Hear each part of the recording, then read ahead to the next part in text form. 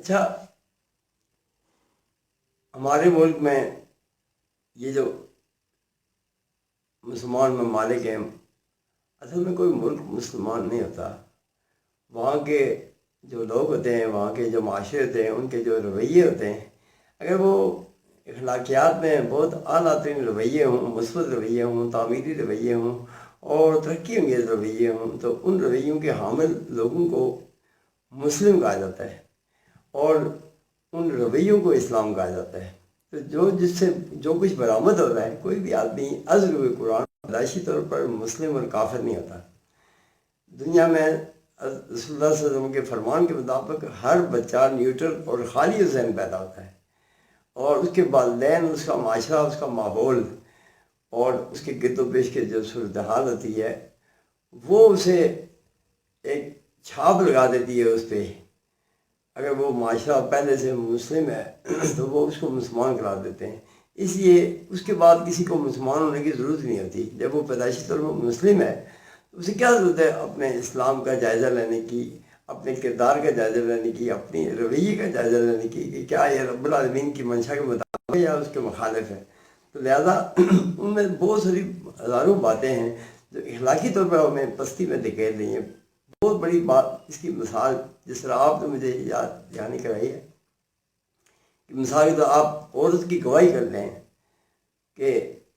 1200 سال سے 1300 سال سے مسلمانوں کے اندر یہ ایک بات مشہور ہے، اور اس کا سارا الزام تھوپ دیا جاتا ہے قرآن پر کہ از روئے قرآن عورت کی گواہی آدھی ہے مرد کے مقابلے میں. اور یہ جتنے بھی لوگوں کے درمیان فقہی اختلاف ہیں اور یا شرعی اختلافات ہیں، کچھ ایسی چیزیں ہیں جو سارے مسلمانوں کے جو مولوی ہیں، اور ایک تو یہ ہے کہ مسلمانوں میں کوئی دانشور کو کبھی بھی ابھرنے نہیں دیا گیا.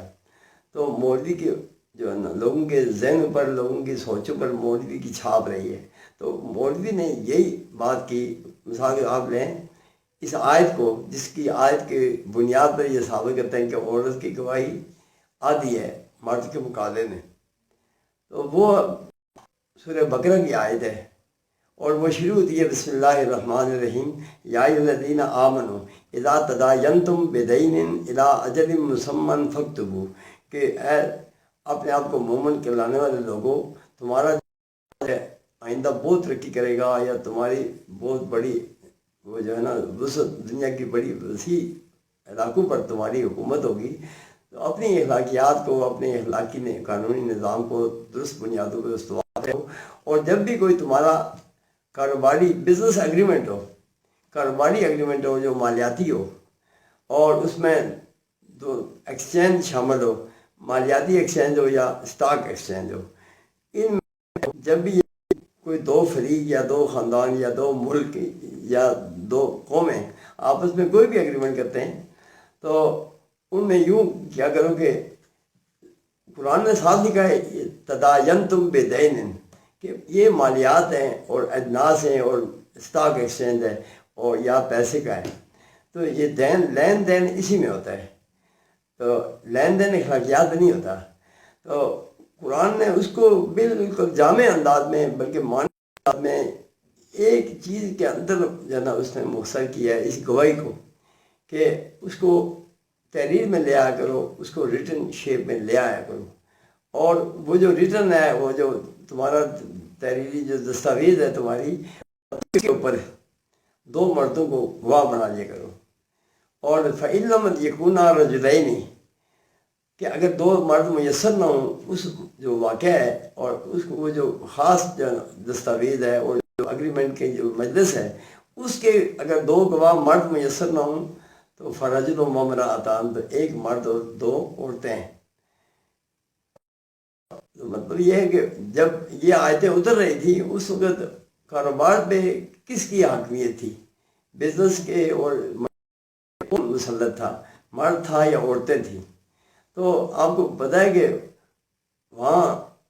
سارے کاروبار پر، زندگی کے ساری چیزوں پر مرد کی حاکمیت تھی. تو اللہ رب العالمین نے تو اپنی کتاب میں عورت کو اتنی عزت دی ہے کہ عورت جو گھریلو ہے اور اپنی گھر کے اندر ہے، اور وہ اس واقعے کو دیکھتی نہیں ہے، نہ اس کی شاہد ہے وہ، لیکن چونکہ عورت فطری طور پر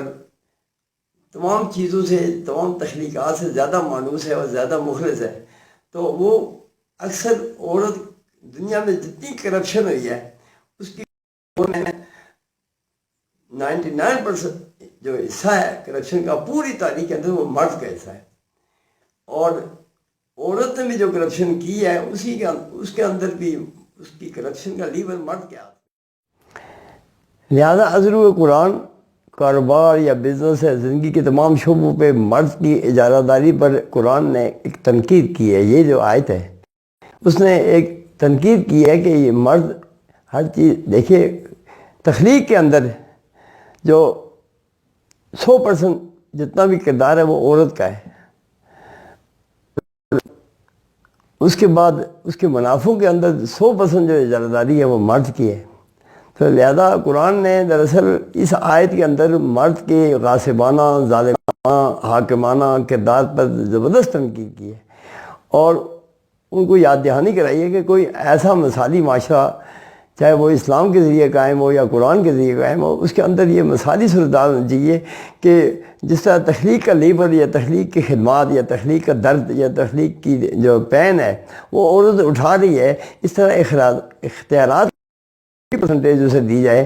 جو اس کی تخلیق خدمات کے اندر پرسنٹیج ہے، اسی کے تناسب سے یہ فیصلہ کیا جائے کہ اختیارات کس کے ہاتھ میں ہونی چاہیے۔ تو قرآن نے تو اس وقت کی عورت کو جو کاروباری سرگرمی میں مبتلا نہیں تھی، نہ وہ مصروف تھی، نہ اس کو مردوں کی جو ہے نا ایسی کوئی شے یا حوصلہ افزائی حاصل تھی، اس کے باوجود قرآن نے عورت کو گھر سے اٹھا کر گواہی کے لیے اس کے اس کی کردار کی وجہ سے، اس کی اخلاقیات کی وجہ سے گواہی کے لیے اسے مناسب سمجھا۔ تو دونوں عورتیں جو گواہی دے رہی ہیں وہ دونوں معاملے میں شامل ہیں۔ اصل میں قرآن نے ان کی اخلاقیات پہ، ان کی جو ہے نا وہ جو ان کی جو صفت ہے ان کی خلوص کی، اس کی بنا پر انہیں یہاں طلب کر لیا ہے کہ تم دونوں عورتیں گواہی دے دو۔ اس لیے کہ آپ دیکھیں کہ جتنی چیزوں کا اسٹاک ایکسچینج جو ہو رہا ہے،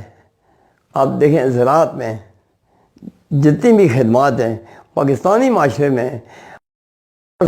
زراعت کے اندر جو خدمات ہیں وہ عورت کی ہیں۔ پیدائش کے لحاظ سے آپ دیکھیں، اس کے علاوہ تمام قسم کی تخلیق، بچوں کی پیدائش یا فصلوں کی پیدائش، تمام جو خدمات ہیں وہ اب بھی 75 سے 80% عورتوں کی ہے۔ مرد سال کے اندر 3 مہینے کا کسان ہے، جبکہ دیہاتی عورت، پہاڑی عورت پورے سال کی کسان ہے، اور تمام زرعی خدمات اور تمام جو ہے نا زندگی کو جو ہے نا فروغ دینے والی خدمات اب بھی عورت سے انجام دے رہی ہے۔ لہذا قرآن نے تو یہ بہت قرآن کی حیرت ناک آیت ہے جس کو لوگوں نے بڑی ہی جہالت کے ساتھ، بڑی مکر و فریب کے ساتھ اس کے اندر تخریف کر کے عورت کو زندگی کے تمام شعبوں میں اس کی گواہی کو عادت ٹھہرا دیا۔ مثال کے طور پر کسی یونیورسٹی کی وائس چانسلر عورت ہے اور پروفیسر عورت ہے، اور اب وہاں ہزاروں سینکڑوں جو ہے نا وہاں چپڑاسی اور چوکیدار یہ سارے مرد ہیں، کلرک اور جو ہے نا U D C L D C وہ مرد ہیں، اور وائس گائنیکالوجسٹ یا پروفیسر وہ خاتون ہے۔ تو کیا جو یونیورسٹی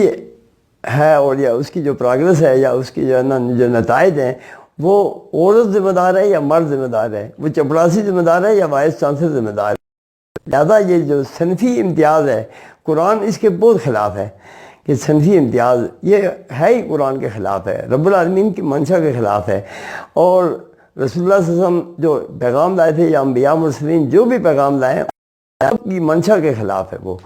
اس لیے کہ اجارہ داری کو مضبوط کرنے والے جتنے بھی مذاہب ہیں انہوں نے اجارہ داری کو، سماجی اجارہ داری کو ہر دور میں مضبوط کیا ہے، اور انبیاء مرسلین نے ہر دور میں صنفی امتیاز کے خلاف آواز اٹھا کر انہوں نے یا الناس کہتا ہے، اور وہ جب بھی کہتا ہے وہ بنی آدم کہتا ہے، وہ نہیں کہتا کہ اے عورتوں اے مردوں،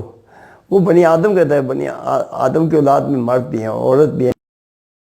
ہیں عورت میں. کبھی کسی قرآن کے پیغام میں عورتوں کے لیے کوئی الگ بات نہیں ہے، نہ مردوں کے لیے کوئی صنفی امتیاز کی، کوئی کسی قسم کا شائبہ بھی نہیں پیدا ہونے دیتا قرآن. اچھا، بات یہ کہ اب قرآن نے اس آیت کے ذریعے مستقبل کا جو تجارتی نظام تھا یا نظام تھا جس کے خطوط استوار ہو رہے تھے اسلام کی قرآن کی شکل میں، قرآن تو لہذا قرآن نے کیا کیا کہ اس نے آئندہ آنے والی امتوں کو اور نسلوں کو اپنی اخلاقی، تجارتی، معاشی، سماجی تمام نظام اثر نو جو استوار ہو رہے تھے ان کے اندر فطرت کے خطوط وضع کیے ہیں قرآن نے. اور یہ ایک واحد معاملہ تھا، ایک تجارتی معاملہ جس میں عورت شامل ہی نہیں تھی. اس نے اللہ رب العالمین نے یا قرآن انداز میں اس کو پارٹیسپیٹ کرنے پہ، شمولیت پہ جو ہے نا ان کو لوگوں کو وہ دی، تحریک دی، عورت کو زندگی کے تمام معاملات میں شامل کرو، اور جن جن معاملات کو جو جو فوائد تم نے عورت سے چھین لیے ہیں اور تم نے جو جو اس کا استحصال کیا اس کی ساری خلاف فطرت روش کو ختم کرو اور عورت کو مکمل زندگی کا پورا موقع دو اور پورے اختیارات دو. تو اگر عورت کی کوئی گواہی ہے اس ملک میں جس ملک میں مردوں کا معاشرہ ہو، اور قرآن اس بھی خاموش تنقید کر رہا ہے کہ مردوں کی اجازت کیوں ہے جبکہ ساری تخلیق اور محنت عورت کر رہی ہے، تو تب بھی اس کو اس کی خدمات کی وجہ سے شامل کرو، اس کی جو عظمت کردار کی وجہ سے اسے شامل کرو. اس لیے کہ کرپشن کی بہت کم لمٹ ہوتی ہے عورتوں میں اور خلوص کی بہت زیادہ لمٹ ہوتی ہے عورتوں میں. اس لیے کہ جو درد اٹھاتا ہے تخلیق کا درد، وہ اپنی تخلیق سے زیادہ مخلص بھی ہوتا ہے اور مانوس بھی ہوتا ہے. لہذا وہ کبھی بھی ناانصافی کی جتنی بھی تاریخ ہے وہ مردوں کی تاریخ ہے. عورتوں نے اگر کہیں ناانصافی کی ہے تو مردوں کی وجہ سے کی ہے. تو قرآن نے یہ تحریک دی ہے کہ لوگوں، ایک تو قرآن کے اندر تخریف نہ کرو، اور دوسرا جو قرآن نئے سماج کا اور نئے تہذیب و نقشہ پیش کر رہا ہے، نئے دنیا کے عالمی جو نظام ہیں ان کے اندر ان خطوط پر بنیاد رکھو. عدل اور توازن اسلام کا پیغام ہے، اور تمام انبیاء مرسلین کا مرکزی جو بعثت تھی وہ عدل اور توازن کے قیام کے لیے تھی. تمام ظلم و استحصال کو ختم کر کے عدل و توازن کا قیام. تو یہ اس کا ایک بہت بڑا مظہر تھا کہ عورت کو شامل کیا گیا.